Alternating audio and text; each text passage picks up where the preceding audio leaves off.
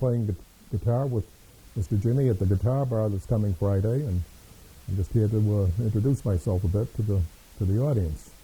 One of my first experiences with music, when I was very young, my brother and I had received as Christmas gifts rocket radios.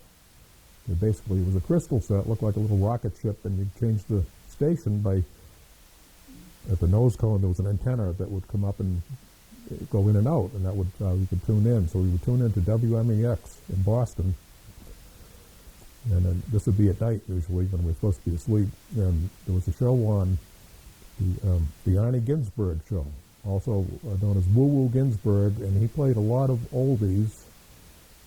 The station was a top 40 station, but he didn't play top 40. He was oldies and whatever he wanted to play, basically. And so we heard a lot of, I guess you call it doo-wop music. And there's this one particular artist that would come up from time to time. His name was Chuck Berry, and I was enthralled with him.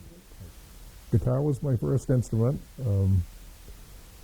Of course, when the Beatles came through, I was probably in the 7th grade, and by the 8th grade, friends, schoolmates, were buying guitars. They had guitars, or they had acoustic guitars, and so we all wanted to be, the Beatles or the Rolling Stones. We wanted to have a group, as we would call it. But I ended up with a Teisco guitar. I think it was a Christmas present, I think, a Teisco guitar, and I believe it was a Kent 8-inch speaker 5-watt amplifier. And so I played away at that Teisco, not knowing anything about the fact that guitars had adjustable necks. And the action on that guitar must have been 3/8 of an inch or whatever it was. It was high. And that was it, playing guitar and listening to... at the time, obviously it was the British guys, but then the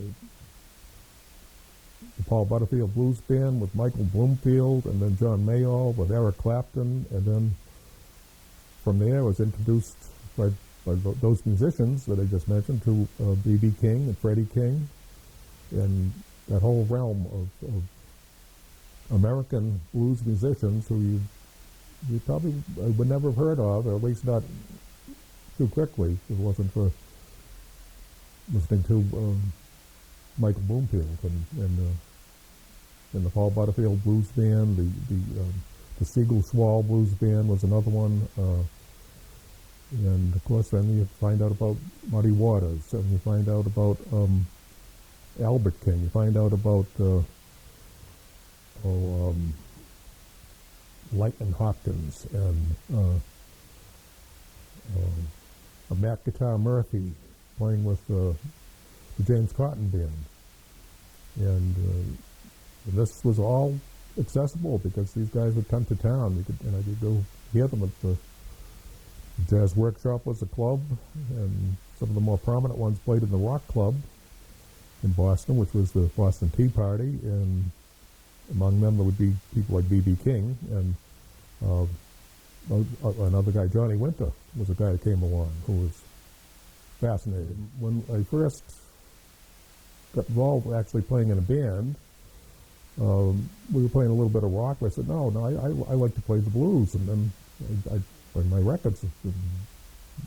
We'd listen to them and say, oh yeah, well, let's do that tune, let's do this tune. So we fancied ourselves at that point. And I was probably maybe a senior in high school, I guess, as a blues band. Yeah, so after that, I got into jazz,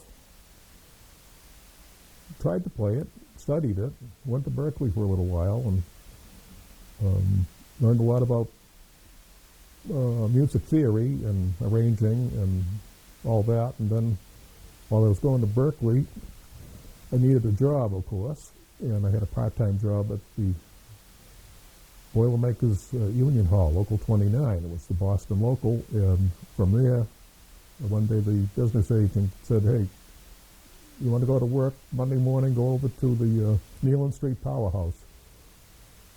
7 o'clock, get a haircut, and make sure you have work boots on. So that was it, and I veered off course then because I went on for about the next 30 years working, repairing and building boilers, big utility boilers, big power plant boilers, working in nuclear power plants and all manner of paper mills, and so I still played, but not much. And then later on, I got involved with some, when I had moved to Maine, and probably in the early 2000s, there was a local blues jam. I started going to that, and met up with some people, met up with a guy named Tommy O'Connell, and we played, put together a kind of a jump, swing, West Coast style blues type of band. The Guitar Bar, we first encountered that. We had met a guy, and he suggested that that we check the place out. It turned out he was a musician. We were talking a little bit about guitars and this and that. He said, well, you got to go to the Guitar Bar. It just opened. My friends Mark and Julia just opened this place up, and you got to check it out if you like the kind of music we were talking about. So my wife and I went over there, and it was just amazing. You walk in, and it's unlike most bars, I shouldn't say not any, but nice, comfortable seating, very nice, relaxed kind of decor with adorned with guitars all over the walls. And the owners, Mark and Julia, couldn't be nicer. They were just friendly. It says the blues is a feeling, and it's basically what it is. It gives you as a player, it's an unusually good feeling when you can get a good groove going with a blues band, which would probably be true of a lot of different genres, but it's, if you know the grooves, you know the basically the tone, what they're playing, so, and you can again improvise, and it's just a feeling. It's when it's on, it's really good.